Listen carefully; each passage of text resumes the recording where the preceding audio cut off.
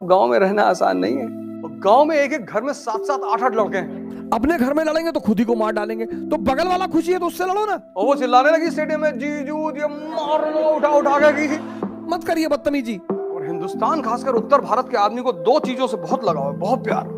किसी भी घर को अगर महान बनना है उसका एक ही सूत्र है,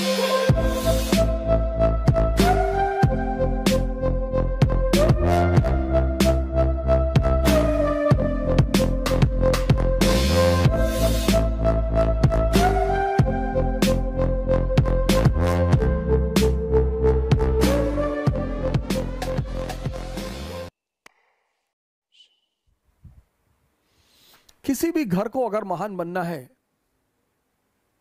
किसी भी राष्ट्र को अगर महान बनना है, किसी भी समाज को अगर महान बनना है,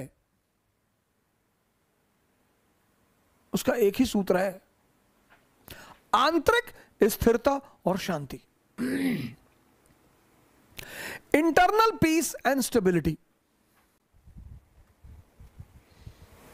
इसलिए जो बहुत समझदार मां बाप हैं, मिडिल क्लास मां बाप यूपी बिहार में, उन्होंने अपने बच्चों को बाहर भेज दिया चाहे खेत बेचना पड़े, क्योंकि वो जानते हैं कि अगर वो वहां घर पे रहेंगे, सामंतवादी इलाके हैं ये, यूपी बिहार सामंतवादी इलाका है, यहां आप खुराफात मत करिए, मत करिए बदतमीजी, मत करिए। यूपी और बिहार में आप दो ही शर्तों पे रह सकते हैं, या तो आपके घर में एक अच्छा सा अपराधी है, 4-5 लोगों का सर काट के लाया है, तो आप आराम से रहेंगे, सुकून से रहेंगे, या आपके घर में कोई सिविल सर्वेंट है या नेता है अच्छे स्तर का, वरना आप नहीं रह पाएंगे। जो लोग कहते हैं भैया हम तो बदतमीजी करते नहीं, फिर हमारे साथ होगी। आप गांव में चले जाइए, एक दिन के लिए गांव बहुत अच्छे हैं, 2 दिन के लिए गांव बहुत अच्छे हैं, तीसरे दिन ना रह पाएंगे। और जिनको शहर की शांति मिल चुकी है, शहर में फ्लैटों में अगल बगल वाले एक दूसरे से बात नहीं करते, कभी कभार once in a blue moon सामने वाला फ्लैट वाला निकल आया, good morning good morning, how are you, खत्म खत्म।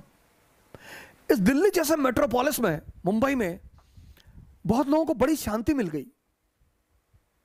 परिवार है, बच्चे हैं, सैटरडे संडे को वीवीआर चले गए, अभी लॉकडाउन में थोड़ा दिक्कत चल रहा है तो कोई बात नहीं, घर ही में अपना खाना पीना बना लिए, नाच गा रहे हैं, खुशी से हैं गांव में।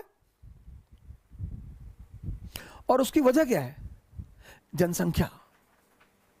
एक एक घर में 10-10 12-12 लोग हैं,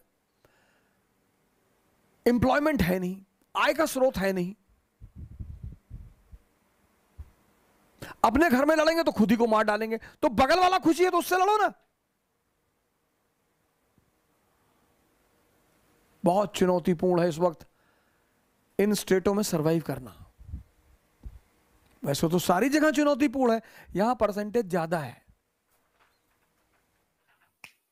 यूपी में किसी की 1 इंच जमीन लेके देखिए, और यूपी की जमीन गंगा द्वाब की, पूर्वांचल इतनी फर्टाइल जमीन, इतनी, लोहा फेंको AK-47 बाहर निकले। आज भी तुम्हारे पास अगर गांव में 2 एकड़ जमीन है ना, 2, और घर के सामने एक ट्रैक्टर है और बुलेट रखे हो तुम, उस पे लिखा है महाकाल,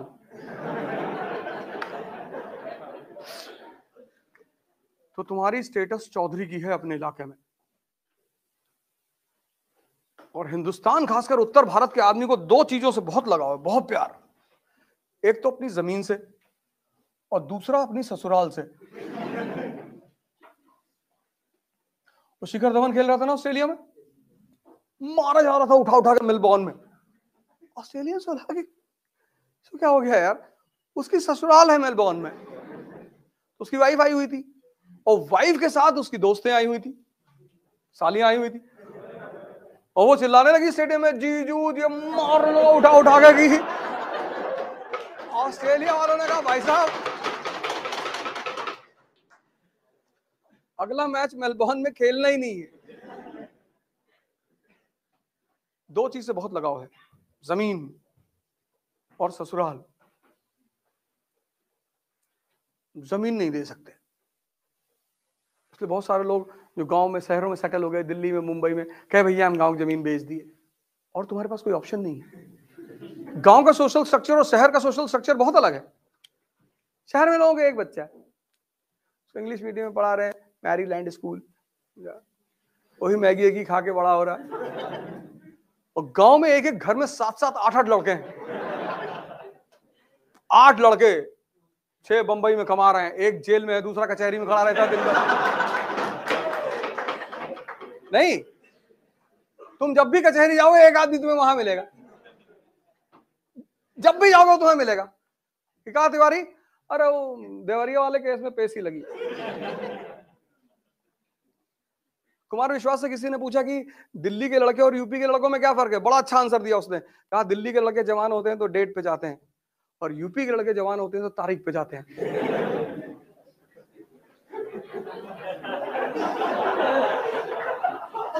कुमार विश्वास ने बताया था कि दिल्ली में जो लड़के जवान होते हैं वो डेट पे जाते हैं, और यूपी में लड़के जवान होते हैं तारीख पे। कि वो देवरिया वाला जो कांड हुआ था, सर काट लाए, हाँ सर काट लाए।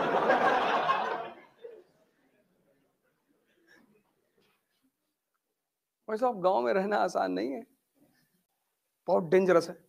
कौन कहां आग लगा रहा है किसी को नहीं पता। हम अभी आए 2 दिन पहले, गांव में ही थे।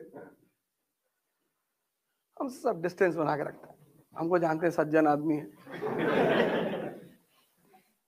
इसलिए हिंदुस्तान में वो तबका हमेशा शक्तिशाली रहा जिसका जमीन पे कब्जा रहा। इसलिए ब्राह्मणों ने इस देश में आज तक रिजर्वेशन का विरोध ही नहीं किया, क्योंकि जमीनें आज भी उनके पास है, उनको नौकरी चाहिए ही नहीं। रिजर्वेशन देके उन्होंने भारत में क्रांति को टाल दिया। माओवाद दे दे रिजर्वेशन, ले आओ नौकरी करो। तो जब घर में, और नौकरी में क्या है, एजुकेशन, एजुकेशन में क्या है, कैरेक्टर सर्टिफिकेट। तुम्हारा कॉलेज स्कूल का टीचर कैसे तुम्हें धमकी देता है कि लिख देंगे।